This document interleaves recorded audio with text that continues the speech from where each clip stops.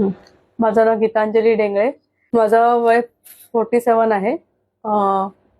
घरातल्या कामामुळे किंवा माझ्या राहणीमानामुळे मला बॅक पेन, लेग इश्यू होता, नेक पेनचा इश्यू होता.